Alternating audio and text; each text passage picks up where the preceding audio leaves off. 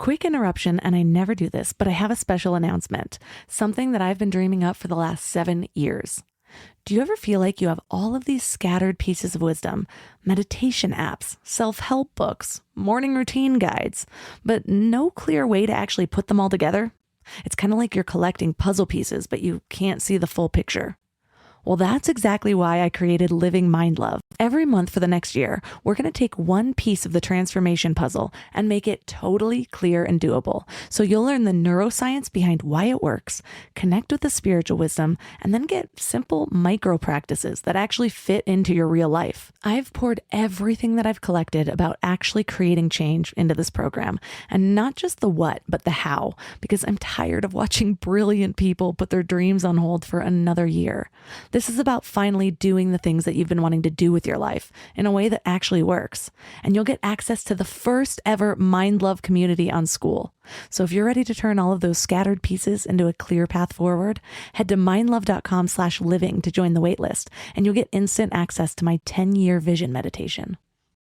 Welcome to Mind Love, episode 198. Today's episode is all about redeeming heartache and trauma. How are you, really? And can you sink into that question long enough to tell the truth and to face the parts that are scary and that you don't want to look at, and that you believe if you look too closely, they're going to eat you whole and descend you into the pits of depression or anxiety? Can you hold and ask that question long enough to start to form an answer? When you get disrupted and you begin to say, I want more, then there is a whole path of life ahead of you. It doesn't make it easier. In some ways, it makes it harder, but it always makes it better. Turn up your frequency with Mind Love. Bite-sized brain hacks for seekers, dreamers, and doers. It's time to give your mind a little love with your host, Melissa Monti.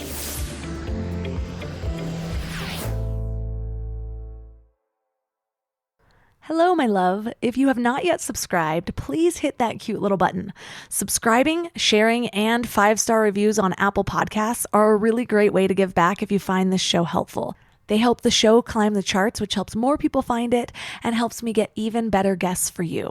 Today, I want to share a review from Nate Dogg, who says, such a powerful message. This podcast is truly a gem. Melissa does a great job of bringing abstract concepts and self-improvement into the midst of everyday life. She also is such an amazing storyteller and so vulnerable in sharing her personal experience. Highly recommend. Well, thank you so much, Nate, for leaving this review. It really made my day.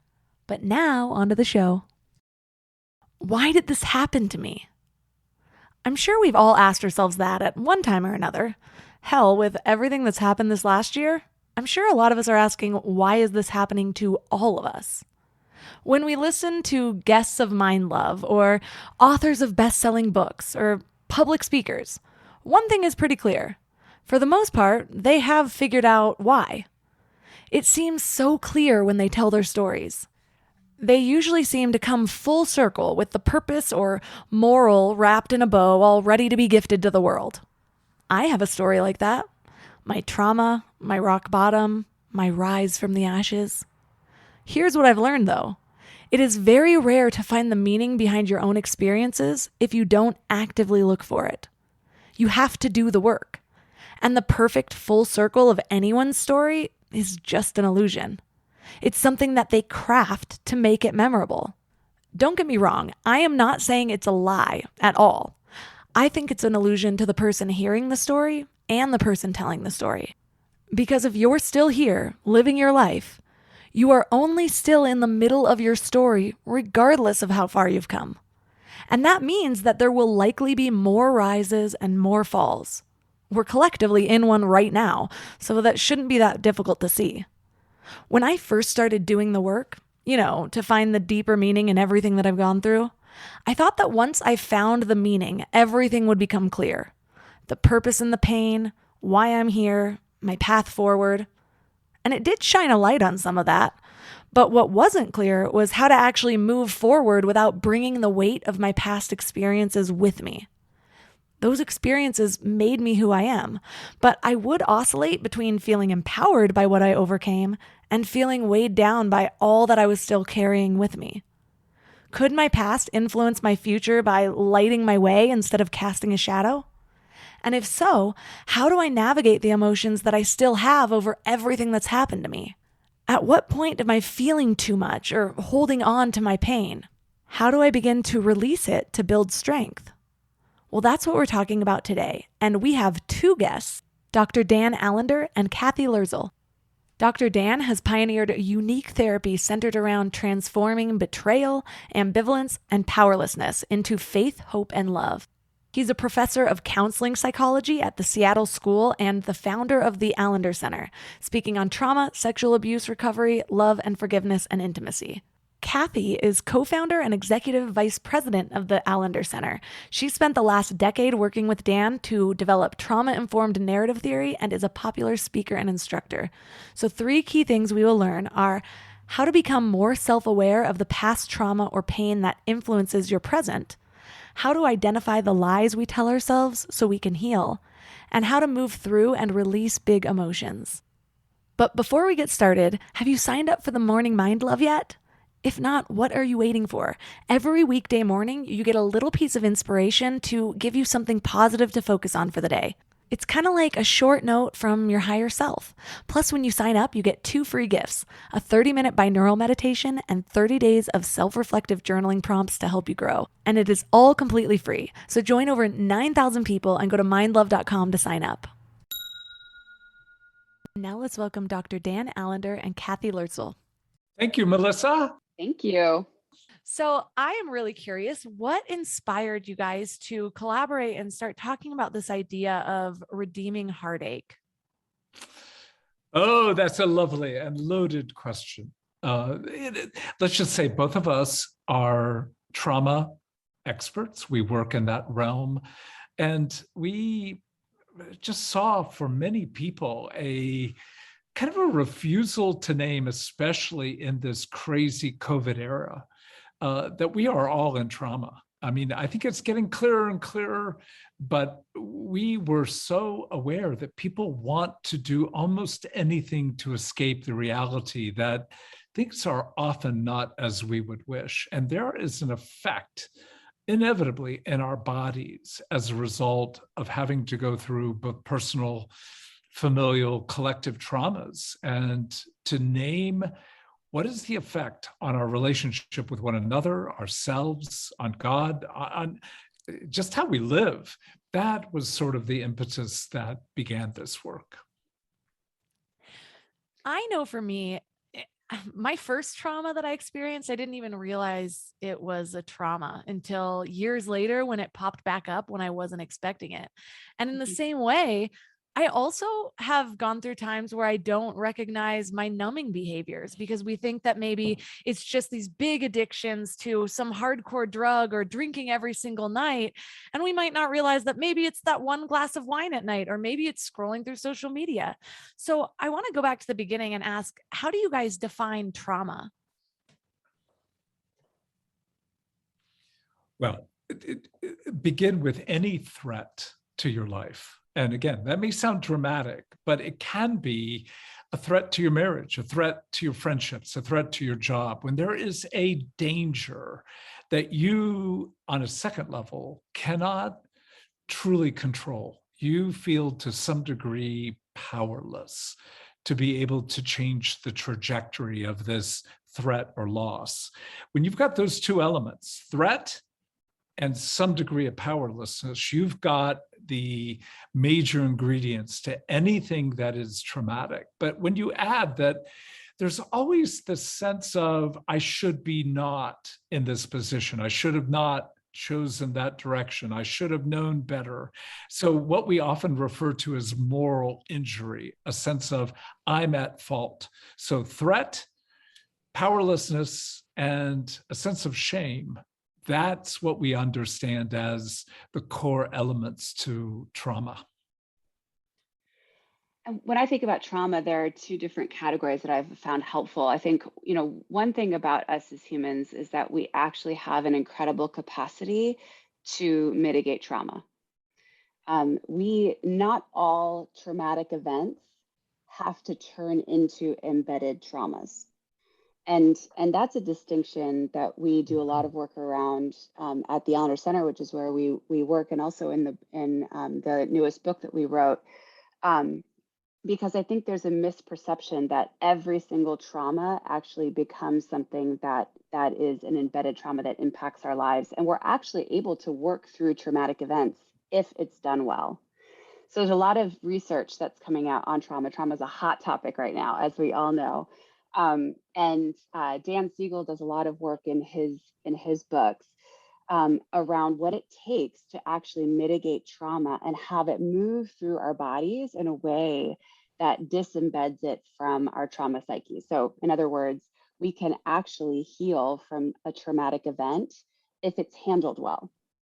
But here's the issue. Most of our traumatic events are not handled well by caregivers, by culture, by our own hearts towards ourselves, and therefore they get embedded in our hearts and our souls, and then need a recovery mission almost to go back and then heal those parts of ourselves. So when we talk about trauma, we're talking about those embedded traumas that are in our system that have never actually been connected to and healed in the way that they need to be.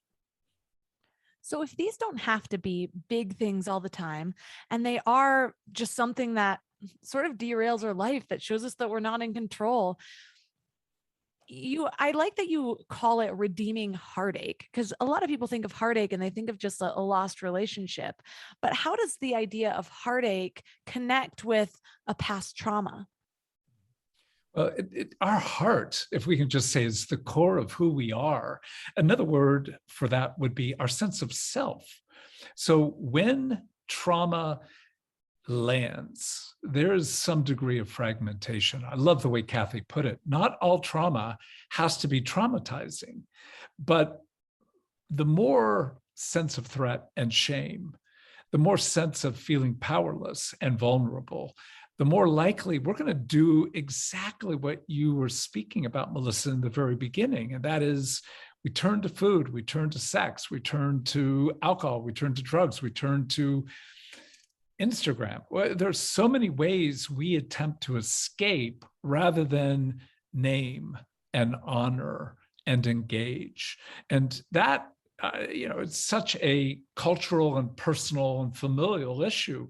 We have all been taught to escape trauma and its effects rather than having both the language, but also the courage to step into it. So part of redemption, it's counterintuitive here. That part of redemption is, can we actually admit how lost we are, how scattered, broken, confused, So heartache, we can't really engage it well unless we're willing to turn and look at what our story holds, even in the recent past, let alone the longer realm of our stories. So when we engage in a lot of these coping mechanisms, I look back to my 20s compared to now. And one thing I find interesting is now when I'm engaging in those activities, whatever it might be, whether it's the more harmful ones lately, these days, it's the less, what I deem to be the less harmful ones, the scrolling through social media or grabbing a glass of wine or whatever, not like my 20s where I would just go hardcore and go party for like 5 days at a time. And so but even though my coping mechanisms have become less extreme, I have this inner voice that I cannot ignore. Like, I know that I'm unsatisfied, but before I didn't see that. I thought I was having fun. I thought this was the way of overpowering the pain, where I could just move through it and still my life felt happy and good. And I couldn't, it was just something about, it was just hard for me to see that I was actually in a state of despair. And I think a lot of people are there. And I think a testament to how I handle it now is a lot of the work that I've done. So for the people that are still in that state of almost denial, why does that happen? Or why can't they always see that they might be experiencing pain in their life? Mm-hmm. If we could just use a metaphor here, like if you're in an accident you've got the likelihood of soft tissue injury. And it doesn't usually show up the day of the accident. It shows up sometimes weeks, months, and sometimes even major periods later. But it has to be treated. And yet the treatment is not just medication or physical therapist. So often this slow process of engaging our lives and our story, particularly our past, feels worse than the disease. It's crazy to say that the healing process requires not just mindfulness, but a disruption, a kind of disruption that says things are not well. And I love the integrity that you spoke of with regard to your own life, of being able to go, I kind of know this is not working. There's a deep sense in which none of us really change until there's a growing dissatisfaction that distraction doesn't solve.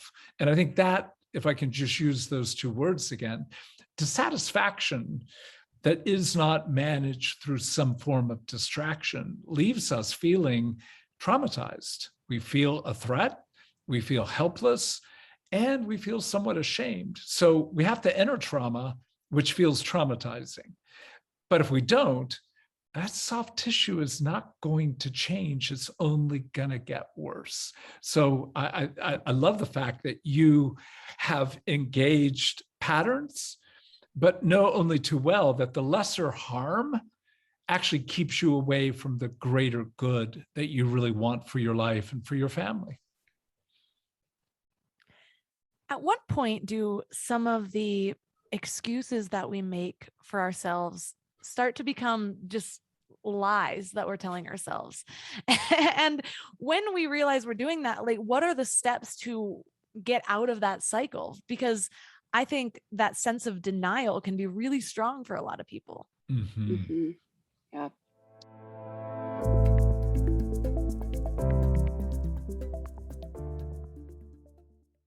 Before we go deep today, I want to give you a little gift, and I want to give it to you every single day. It's called the Morning Mind Love. I know how life can be. You're all fired up after an inspiring episode, and then a new day or a new challenge comes at you, and it's just hard to keep up that energy. Well, the Morning Mind Love is kind of like an oracle from your higher self to help you start each day with a positive focus. Plus, when you sign up, you get 2 free gifts, a 30-minute binaural meditation and 30 days of journaling prompts to help you remember who you truly are. And it's all completely free. So join over 9,000 people and go to mindlove.com to sign up, or text the word morning to 33777. Growing a business is a lot like personal growth. You need the right tools and the right support system. But finding those perfect team members, that can kind of feel like searching for a unicorn, which is why I'm excited about Indeed's approach. Instead of endless searching, they focus on matching. If you need to hire, you need Indeed. It's a matching and hiring platform with over 350 million global monthly visitors. And here's what makes it so special.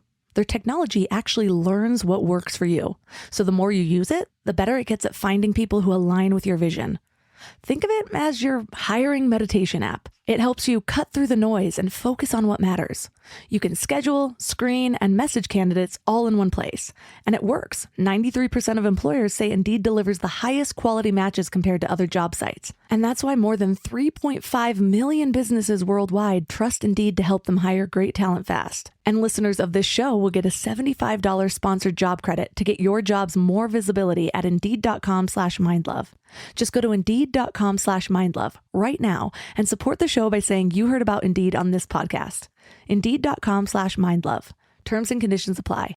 Need to hire? You need Indeed.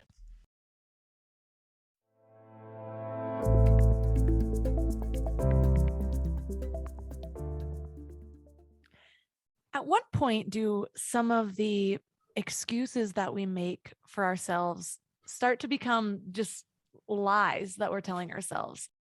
Yeah, I think one of the things that keeps us in unhealthy patterns is to the degree that we're committed to the facade of who we think we are. And I think for many of us, especially when we're younger, right, we build a facade around who we think we are that matches kind of our own self-perception or who we think we should be, right? And eventually that breaks down. Eventually, those coping mechanisms that are needed, right? So, because those things are built when we experience harm, or we realize we can't trust the people we're meant to trust. These are patterns that get set up in early childhood trauma, or just spaces of disconnection with caregivers, places where we were meant to trust, and we found out that it wasn't nearly as safe as we thought it was. Well, that shifts our style of relating, right? And that happens early on. And for a long time, that shift in how we protect ourselves works. It works. And then we realize, and then the way we see ourselves is, oh, I'm capable. I can pull myself up by my bootstraps. I can control the outcome if I just work harder, if I dissociate, if I drink more, I'm in control. Eventually that starts to break down. Typically it breaks down when we try to get into more substantial relationships, when we start to have kids and we realize it's impacting how we're parenting, how we want to engage, how present we can be, right? At some point, it starts to break down, and then you have a decision to make. Are you going to listen and recognize this isn't working? Self-medicating by how much I'm drinking, or how much TV I'm watching, or how much I'm exercising, how much I'm working. We're self-medicating to get ourselves out of this part of ourselves that's kind of starting to emerge, right? And I think we have a choice. Do you turn back and actually look at that shadow that you've been running from for all these years, and actually start to address what's going on and tell the truth about just how afraid you are, how much anxiety you have, the war with your own body, the war you have with trust and relationships? Are you going to engage that and start to pull the string and see where that came from, where that was originated in your life? Or are you going to double down and just keep on trying to make your unhealthy patterns continue to work for you? And it really is that choice. And oftentimes the choice happens in the midst of pretty severe crisis if you don't catch it soon enough, right? But that's that work of, are you willing to lean into where the coping mechanisms are no longer serving you well, and that you actually want to uncover what's truly behind the need for them? And I love, Melissa, that you use the word lying. It's a pretty strong word. Denial. Denial is so much more, shall we say, just sort of gentle. But when you step into and you go, look, there's denial that we actually don't see. I don't think there's any question. There's a kind of denial where we're right in front of something, but we just don't want to add up 2 + 2. There are other times where it's far more self-deception, which is another word for lying. And that is, I see it. I see what 2 + 2 equals, but I'm going to say it's 5. And in that disruption of the integrity, again, to name, oh, I'm a liar. I deceive myself all the time, and I'm deceiving. Damn it.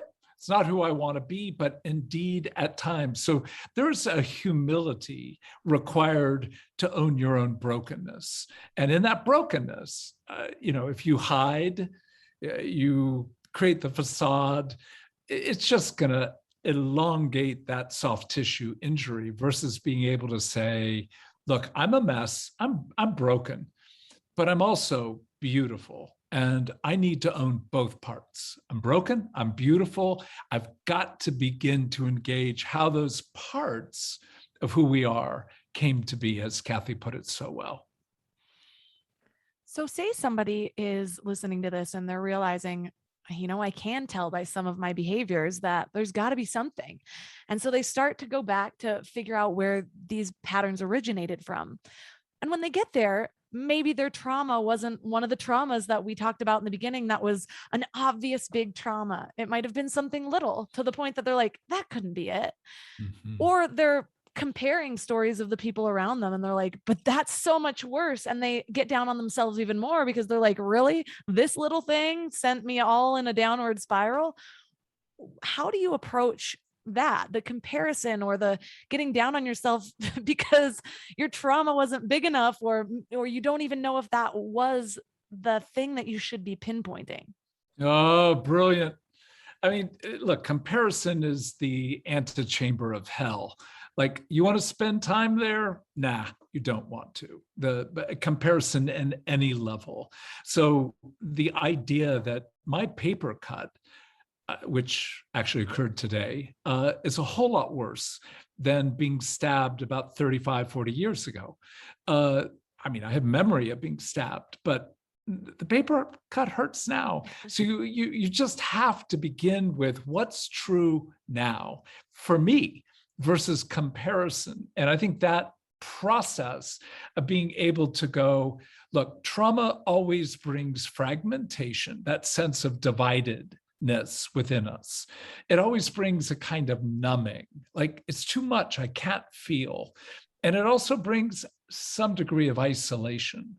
So if you see any of those symptom structures, particularly when you begin to remember an event that happened 20, 30, 40 years ago or yesterday, you need to tend to what that trauma holds. So symptoms indicate care is needed, irrespective of whether it was, as we often refer to, capital T traumas, like being sexually violated, a loss of a spouse, or small t traumas, which so often, if you can hear this well, because we dismiss them, often have even as great, if not greater, impact than some of the large T traumas. And when I look back on my story, I've had some big traumas, and the ones that are out of my control, and then also the ones that were sort of self-induced. And I look back at it and I see, well, how my self-worth was affected in the beginning, that going untreated, then how it manifested in my life later on. And so I can relate to a good amount of traumas. And one of the things that I've thought when people have said to me, like, oh yeah, but I don't know why I'm complaining about this, it's nothing compared to what you've gone through. I believe that all of my heartaches, all of my traumas were made for me in a way. I don't want to say that, I mean, there's different ways that you can look at this, but to become the person that I am, which I believe I am becoming the person that I'm meant to be, I did have to go through those things. And if somebody else could become fully expressed as themselves, exactly how they were divinely meant to be, with less than I've gone through, then that is awesome. And so if you just reframe it to where it's like, yeah, I didn't need to get punched in the face by the universe, I just got kicked in the shin. But it's like, I think it's easy, or it's a helpful reframe for the people that think that, they aren't worthy because they haven't struggled like that person has struggled, or they don't have a story to tell because of that. And so that's just something that's been really helpful for me. Yeah, absolutely. I mean, I think in part of what we do, often the folks who come to our programs, right, are people who want to help other people, who are interested in becoming therapists, or want to work in helping professions or start NGOs, all that stuff, and they realize they need training around trauma, how to help, how to understand their own secondary trauma as they're hearing stories of heartache from other people. Most people are so surprised by how much they've been impacted by the small nuances of their story. I think what's beautiful about us as human beings is that we are born to be incredibly sensitive and incredibly aware of our surroundings. And we are really built for perfect connection. We're built for perfect attunement, right? So attunement is just someone being able to read your need. And as babies, right? Like, you have a 6-month-old, I have small kids. They're born believing that if they cry, someone is going to come. Someone is going to pick them up. It's going to work. They're built knowing and believing that they're going to be taken care of by their caregivers, right? The caregivers are the ones that teach them that can't always be trusted. And it's not necessarily our fault. Like, we're all human. My kids cried and learned that, like, I'm not always going to be available. I'm not a perfect mother, right? So right away, they're having to deal with the difference between what they were created for, which was the perfect connection, and what's available to us, which is something that is different than perfect, right? And all of us have to grapple with that to whatever degree it is. So some of it is more severe. That's that capital T trauma that Dan was talking about. But again, the folks who come into our offices as therapists or come into the Allender Center who have big T trauma know that they're traumatized, right? They know they've had abuse, they've had sexual assault, they've had narcissistic parents, like they have big wounds that are obvious. And they're actually, in some ways, easier to help move through a healing process because they're so aware of where they've been harmed. It's so obvious. The folks who come in who are like, I don't know, it's a feeling, or my mom was always there, but there was something about her that felt like if I needed her too much, then she was going to be absent, or, and it's those vague, small, nuanced, like little paper cuts that happen over time that actually in some ways impact us more as adults because it's less obvious and we can't pinpoint it. It feels like a vapor that you're breathing in versus, a bludgeoned instrument. And vapors are so difficult because you have to smell it and have a sense of its impact, right? It's a nuanced sort of healing. And I think what I would say is that those are the parts of us that if we can lean into and touch and hold and care for, it actually means that we get to experience far more healing as adults, far deeper relationships, more delight, more joy, better parents, better spouses and partners. Like there's a way that we can heal if we're willing to go back and trust that those nuanced stories of harm impact us almost as much as the big T traumas. So when we talk about leaning into this type of trauma, what does that process look like? Because I've seen people who don't want to look at it at all, and they're just all about, let's move forward. I actually interviewed somebody back in the day, and he was like one of those masculine go-getter type guys. And I was like, I've asked my question, like, let's talk about your past. How'd you get here? He's like, I don't think about yesterday. I only think about the future. Next. It's like, wow, okay. But it's gotten him a lot of success. I don't know how he is emotionally. And then there's the other people who start diving into their trauma and it leads to years and years of therapy, digging up the same thing over and over again. What is the balance of a healthy dive in without staying there?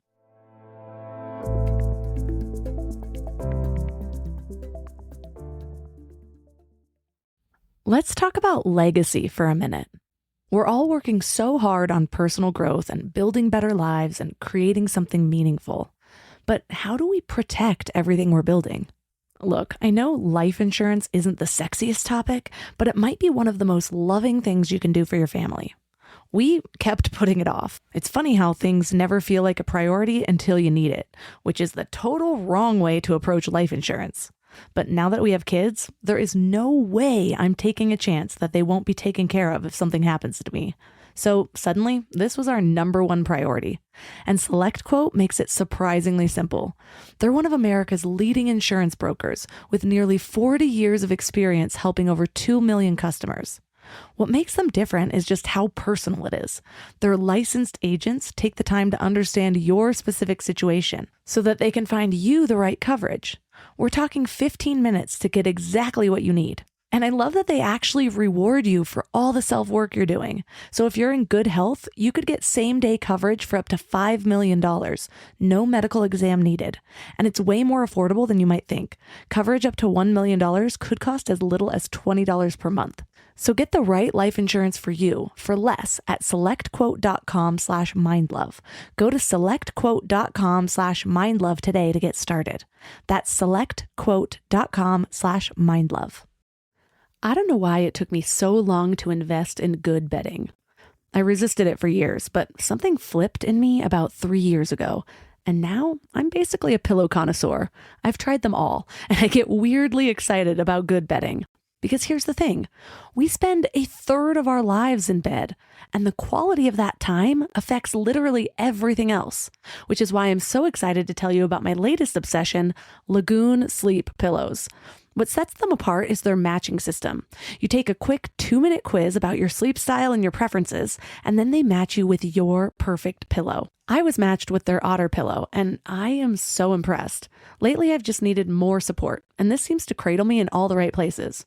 I'm also low-key obsessed with their travel pillow, which I use for way more than just travel. I actually hug it, use it as leg support, and of course, take it on trips with me.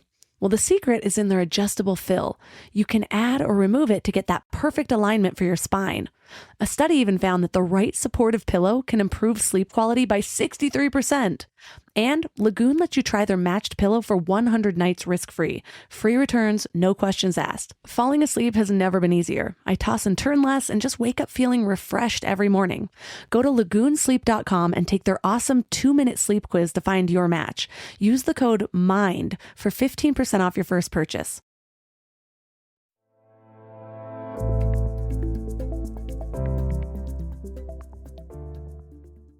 What is the balance of a healthy dive in without staying there? Well, let's go back to you have to have language. And one of the things that we do in Redeeming Heartache is talk about what's it like to be an orphan. And we think of that as somebody who's lost their parents. But orphan actually is anyone who's lost a sense of identity and safety in relationship. And so can we own, name, and care for the orphan parts of us? And we talk about stranger. These are categories that come out of the Hebrew Bible. Stranger is somebody who is alien, who has lost their language, culture, world of safety and care. You know, we've all felt weird, particularly those of us who haven't been able to fit in because we haven't been able to deny the reality of the world we're living in.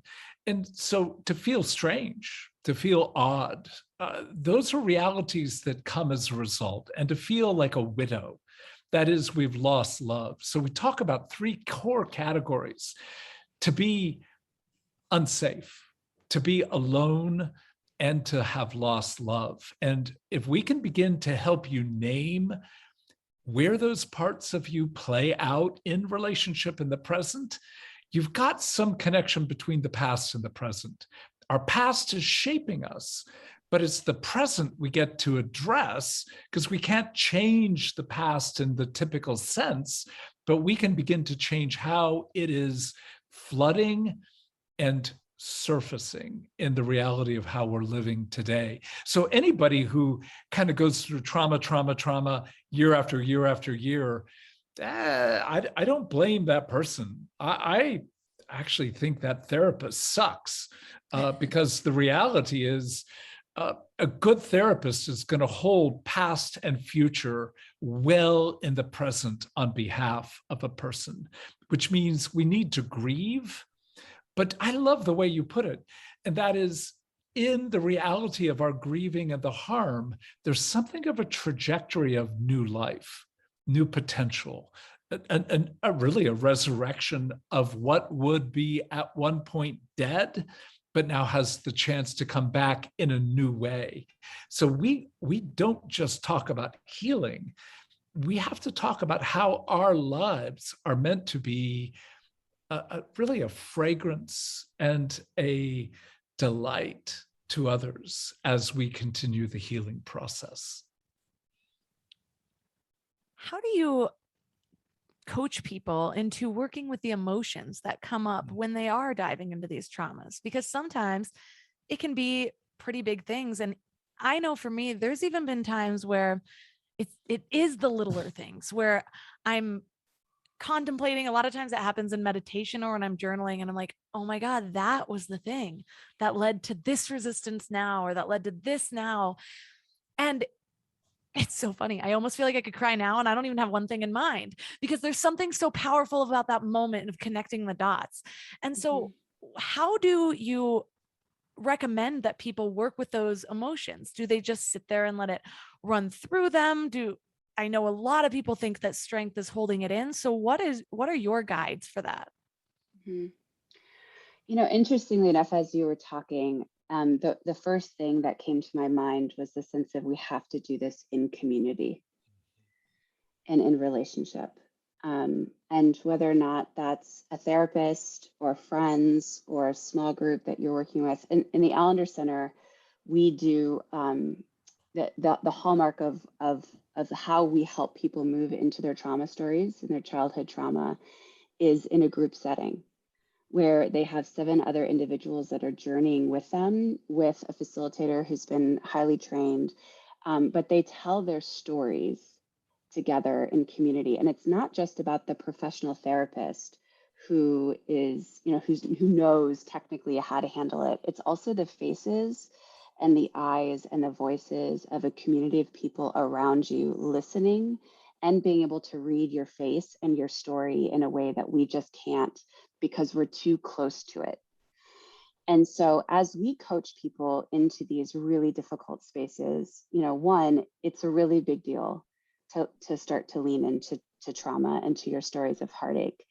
And it's not something that we take lightly because it is possible to be re-traumatized in your telling of your trauma stories, right? So we're very careful about the context and the safety in which you have when you're kind of entering into these things.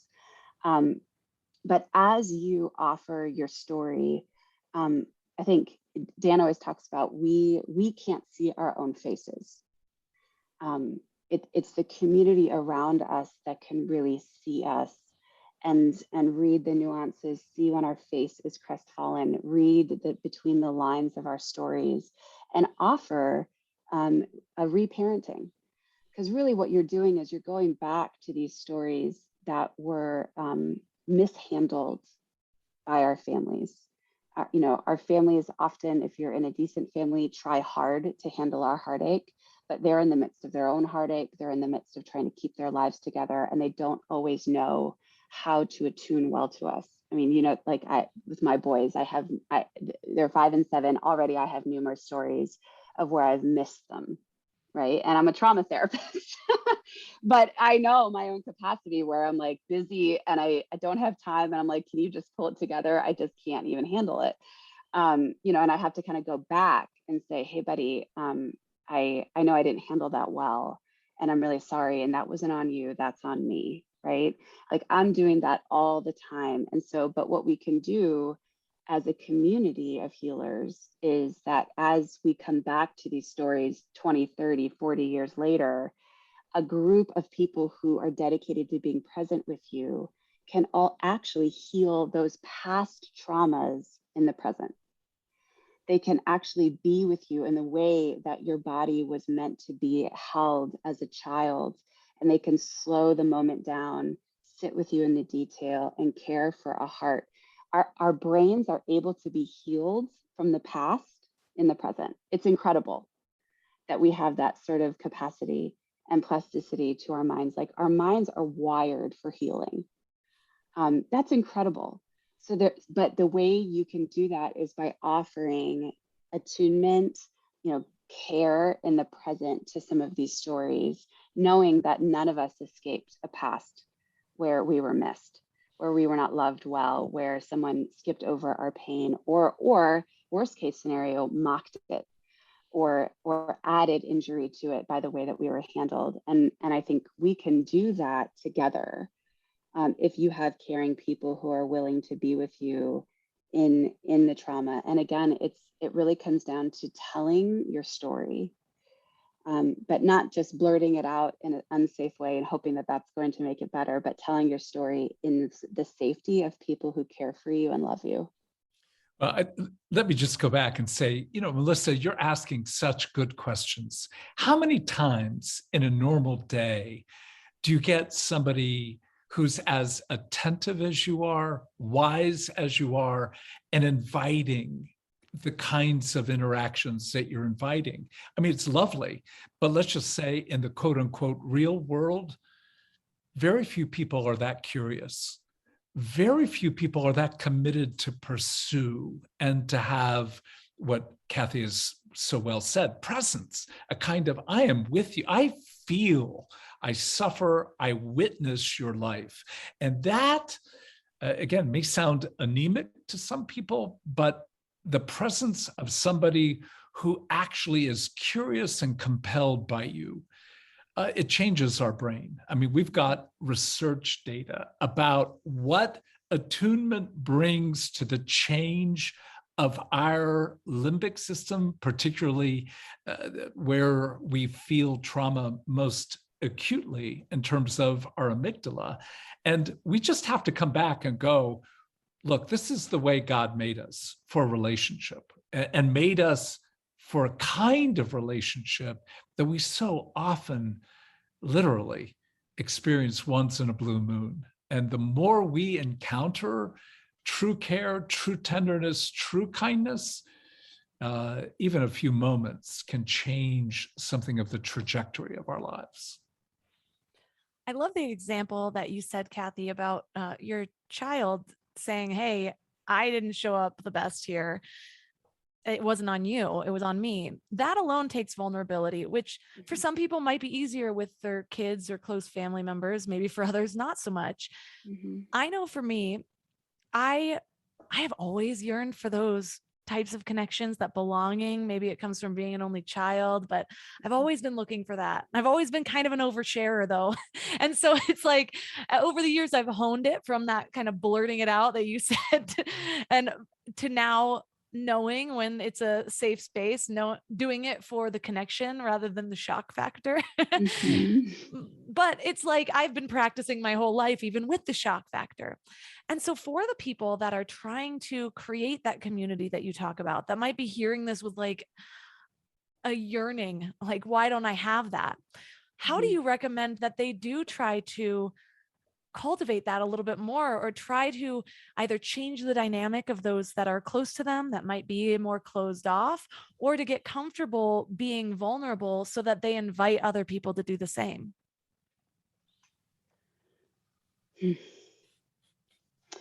Dan, you want to take that one, or you want me to? Well, I'll just begin by saying, look, all of us have like a hand up going, stay away. And another hand up basically going, please don't leave me alone. And we're literally like trying to teach a 15-year-old how to drive a stick shift. Like we're jerks, we're jerking around. We invite, we push away. We invite, we push away. If we have the integrity to name, look, this is part of my fear of vulnerability, my fear of shame. We get human when we get vulnerable. And in that vulnerability, we find we're all pretty much, again, we're vastly different, but there's a lot of commonality. So if we can share just enough of, I'm scared, I don't know where this is going to go, but I want, if we can name our fear and our desire, it changes virtually everything within the context of a relationship. And that can be with strangers, that can be with people whom you've been in a relationship with for decades.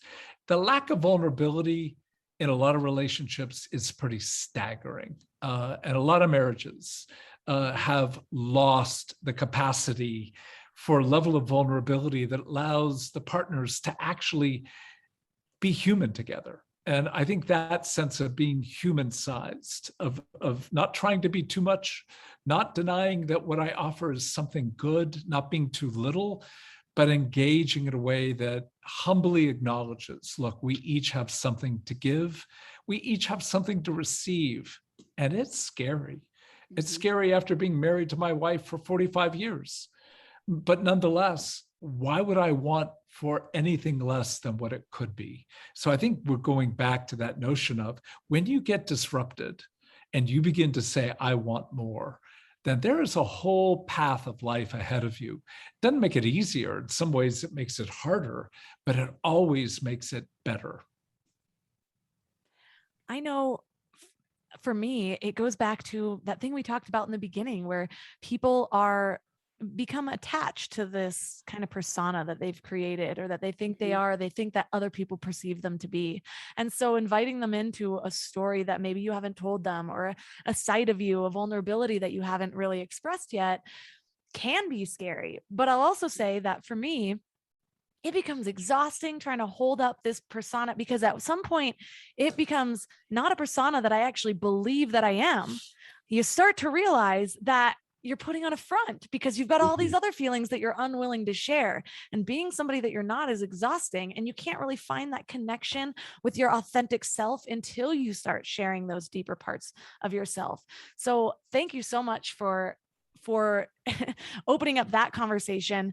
And I want to know, for the listeners that are listening and they're really resonating with some of this, what is an action step or some questions to ask themselves that will invite a level of awareness that might bring up some of the things that they can start working on, that they can start opening up to other people with, if they haven't yet seen the things that might be affecting them today? Mm. Where are you reluctant to name that you're broken, that there are things about who you are that really break your heart, disappoint you, or leave you feeling less than? And I think the courage to step into the language of orphan, stranger, widow is really quite helpful. But further, where is your glory, your beauty? Where is the goodness of your life? And can you name it? And what we find, generally speaking, is that people have a lot harder time naming the beauty of their life than naming the brokenness. We can all name, yeah, COVID, I've been drinking too much. Yeah, I've done this. I wish I hadn't done that. But we can move there so much more quickly than we can to being able to name, I fail a lot, but I get back up. Or, I am confused a lot, but I keep looking.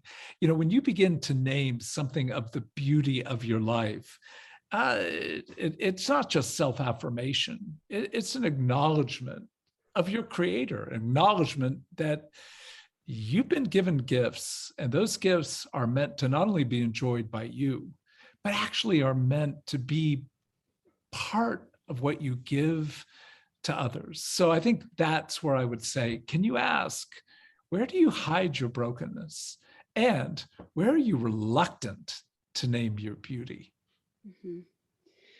Yeah, I mean, for me, this whole journey for me to this work happened by a freshman in college. The girl who lived across the dorm room from me, she came to me and said, "Look, you seem nice. I like you, but you kind of put forward this perfect sense of who you are, and underneath your eyes look really sad."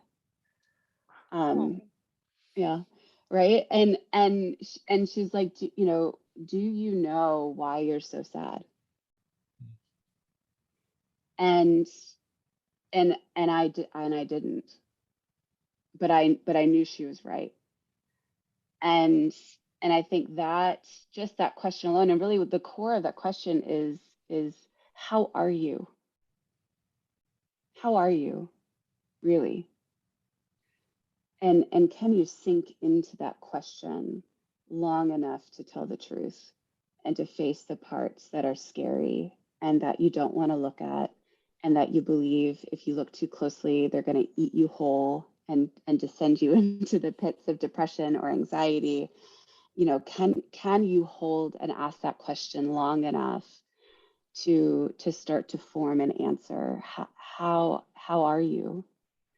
And then, are you willing to risk telling someone else the answer? It's really where it starts. How are you? And will you find someone that you think maybe is trusted enough that will listen to your answer and start to sink into, because none of us are okay right now. Like, we're just not.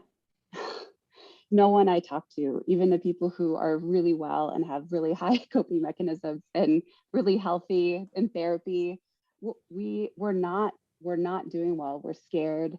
We're undone. We don't know where true north is. We're inundated by what I've come to call our Instagram proverbs that are telling us who we are and what we should be and what we should believe, and to the best thinking. And I mean, we are looking for a compass.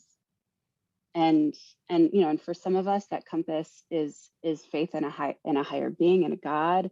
Some of that is a sense but all of that resonates in your wisdom center, in your core. If you actually ask yourself those questions and give yourself enough time to answer them honestly, we know far more about ourselves than we would like to know.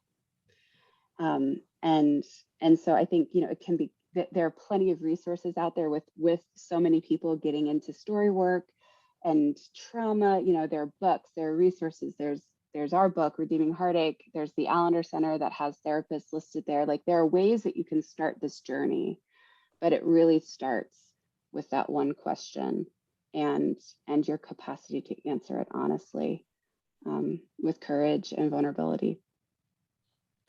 I love the two sides that both of you shared, because Kathy, you talked about it's kind of the initial question, like, how are you? Are you okay? And that can open up to some of the other questions that Dan brought up of like, what's coming up for me that I'm afraid to share? What's coming up for me that feels broken? And I'm reminded of my 20s when I was putting on the happy face. Everyone thought I was just a jokester. I was always willing to have fun. And when I would be by myself, I would cry so hard, and sometimes for no reason. And I remember feeling maybe I was bipolar. I'm not sure, like, just thinking I had these big irrational emotions that how was I going to hide from people who got too close to me? Because I wasn't put together. It was the part of me that one of the parts of me that I was ashamed about at the time.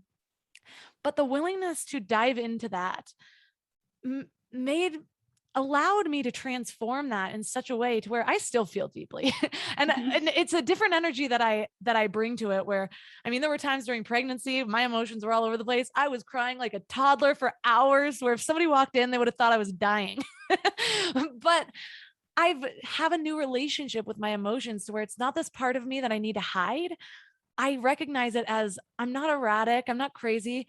I feel deeply. And it's become one of my biggest superpowers now that I'm willing to have a relationship with it, because it speaks to everything I do, my connections with people, how I'm able to gain insights from amazing guests like you guys. And so I just want to encourage people out there that it is not all hard. Some of it's so elating.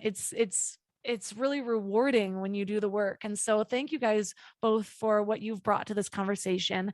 And for listeners that are interested in working with you or learning about your new book, where's the best place for them to connect?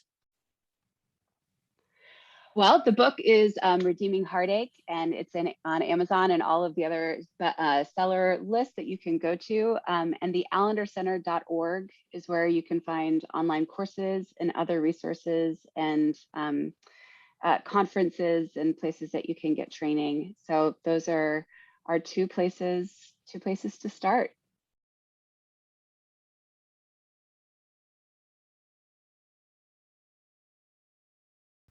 All the links from this episode will be at mindlove.com/198. I want to make this week's challenge easy for you. I know how difficult it can be to dig into all of your past trauma. So instead of actually digging into it, I'd like you to just sit with yourself. As you sit, I just want you to feel what's in your body. And I don't mean by digging into your past trauma and feeling what comes up. I want you to just feel what you're carrying right now. As you sit there, trust that you know what you've gone through without even having to think about it. You know what pain you've gone through, the struggles you've overcome, the struggles you're still going through. And I want you to tell yourself just how strong you are for having done that. Thank your body for getting you through this. Thank yourself, your human, for being there with you. Thank your higher self for being guidance when you have the courage to call on her. Again, just sitting with this. And as you say these words of affirmations, or you give yourself a little love in this moment, notice how you feel in your body. Do you feel the energy moving? Do you feel anything releasing? Do you feel things getting tighter or more tense? Just draw attention to those areas of your body, to the emotions that are coming up, and focus on loving yourself. Focus on directing all of the positive energy and love that you have towards you, because you deserve it. This is such a powerful practice. It's one that I try to do regularly, ideally every single day, maybe multiple times a day. We don't often contemplate or reflect on the things that we are currently going through. We spend more time reflecting on our past or trying to see the message once we've overcome it. But there is so much work to be done just in this moment. The present is all we really have. I've been reading a lot of Paul Selig this week, and a quote stood out to me. The immediacy of the moment is the only place that God may be known. Your interpretation of God might be different, and that's totally okay. And it's only in this present moment that you can feel your divinity.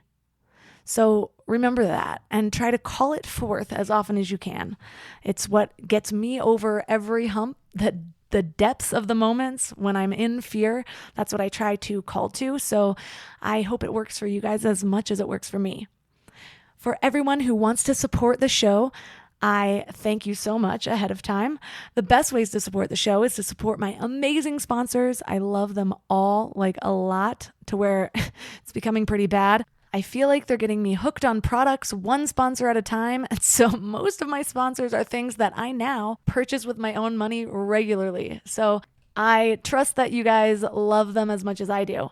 Another way to support the show is by joining Mind Love Premium by going to mindlove.com/premium or signing up right in the Apple Podcasts app, although there are some extra benefits when you sign up through the website.